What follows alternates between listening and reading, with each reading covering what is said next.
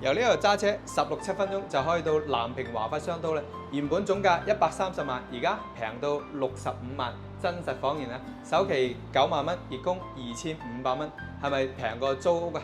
由呢度咧直落3分鐘就有個大型商場咧，朝東嘅望出去係濕地公園同埋河景，冇任何嘅遮擋物。鏡頭見到嘅全部都係交樓標準啊！由門口介紹，門口贈送咗個生活陽台，可以放洗衣機。我哋嘅鞋櫃啦、收納櫃啦，全部都係配套齊全嘅，而且咧仲有5個月時間就可以收樓啦，唔使擔心爛尾嘅。客餐廳嘅空間咧，擺4人餐台以及餐邊櫃咧，完全足夠嘅。入去睇下廚房 L 字形嘅佈局，淺色系嘅搭配，可以放雙開門嘅雪櫃。呢個 L 字形位置推咗佢，仲可以做個中島台嘅。客廳嘅開間咧都有3.2米。過翻嚟咧，我哋先睇第一個客房。呢個客房大概8個平方，但係我比較滿意佢贈送飄窗台，帶大玻璃窗，望出去嘅視野咧冇任何遮擋，睇嘅係濕地公園。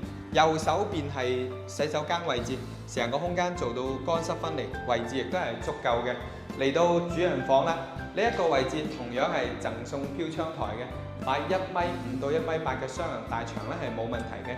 左手邊做到頂嘅衣櫃，呢一面嘅玻璃窗唔單止係朝東南，光線充足，成個戶型嚟講咧方方正正，好難得嘅2房單位。關鍵嘅係總價只需要65萬，首期9萬蚊，月供2500蚊。呢度係珠海市新房，並非中山坦洲，所以能夠解決我哋小朋友嘅書包問題。